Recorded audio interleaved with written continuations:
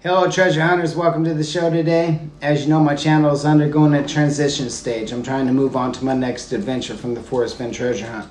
So what do you think, guys? A decade-long treasure hunt. I myself have been searching practically 10 years now for this Forrest Fenn treasure, and out of the middle of nowhere, Forrest announces we have a finder that the treasure's been found. And to top it all off, before we can even get any information about a finder or any part of a search solution, we lose Forrest. Forrest passed away on us. I have had such a great adventure over the past 10 years, I can't even express how much I'm going to miss this man. He's become such a huge part of my life. I only wish that many of you could have traveled to Santa Fe to even meet him for a day. To have the opportunity to go out to lunch with him is an experience you would never forget. With all that has happened in the past 3-4 months, I've been pretty reluctant to make another video, but I've thought things through pretty thoroughly. I decided that the time is right. After taking an entire summer off for vacation and traveling, I'm back in front of the camera. I heard about the find the day after I returned home from a great vacation. The family and I went to Gulf Shores, Alabama. We had a private beachfront condo, and it was exactly what I needed to relax and to calm my nerves. I remember I had just returned home from a Forrest Fenn treasure hunt. Pretty much drove straight from New Mexico all the way back home. Got some sleep. Got up the next morning. We all loaded our bags into the truck, and we took off, and we went to Gulf Shores for a little relaxation to spend the week. I could look back through my YouTube community posts, and I could see a perfect timeline of everything that we had done and how it all happened and played out for me. It's such great memories, and it's things that I'll never forget.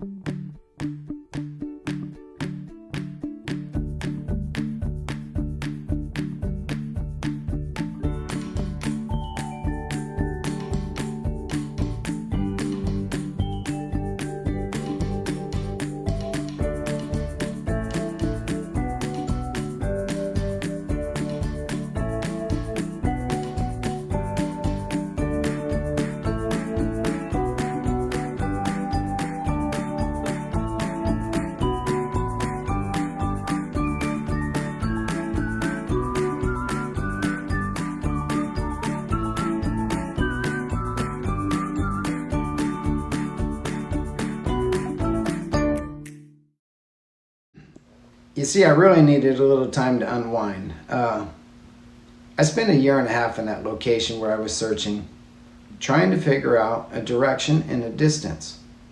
I tried everything. I was trying to think of everything, because the way that I was searching, it led me to a certain spot. When I got to that certain spot, I found what you call a miner's monument. A miner's monument is where you do your final measurement from.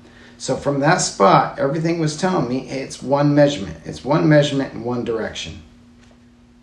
Like I said, I spent 1.5 years at that spot, and it wasn't until some of Forrest's recent posts, I believe one was like toe to toe, but there was an anagram in one of them, and it was a girl. I believe it was a woman's name that was used, but it anagrammed, and it read anagram the poem. And I was like, what does he mean by anagram the poem? So after some serious thought on that, and from what I knew about the way I was searching, I believed he was telling me to anagram the map. So that's exactly what I did. I remember returning home on June 5th after a week-long vacation. The next morning, on the 6th, I actually woke up and I decided to send Forrest my final measurement.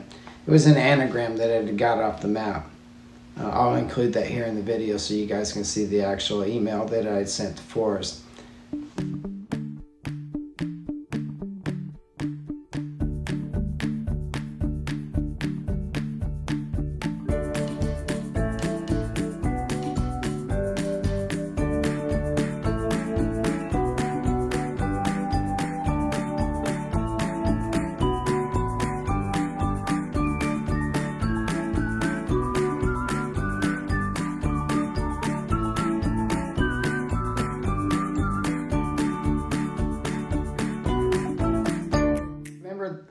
I remember the announcement of the find coming out on Dale's site. I was informed of the find about 5 hours before the announcement ever came out.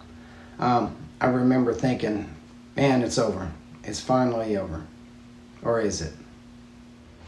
So what do I mean by that? What I mean by that is in that exact spot, I left something. I left something extremely valuable in that precise spot that I sent to Forrest on June the 6th. Any person that happens upon that in the future is going to be very, very happy with what they discover sitting right there in that precise spot. Guys, I'm not saying that I'm the finder, but that doesn't mean I'm not. We all know that there's a recent article published from the Unknown Finder. In fact, it's an article that is so well written, it almost sounds as if it came from a professional writer. And in fact, that one single article could save the Fenn estate from frivolous lawsuits, current lawsuits that are going and future lawsuits that are coming. Besides that, we all know that Forrest Fenn said that the chest was found in Wyoming anyway. So why would I do this? It's simple. I hate to see the chase end. Forrest wanted to become a legacy. He wanted to be remembered.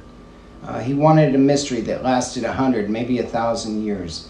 I hope the truth never comes out. So if you're interested in learning how I was searching, possibly trying to find what I left behind, I started a Patreon page. I'll put a link in the item description down below. Over there on that site, I'm only posting one video. It's going to describe how I was searching in detail.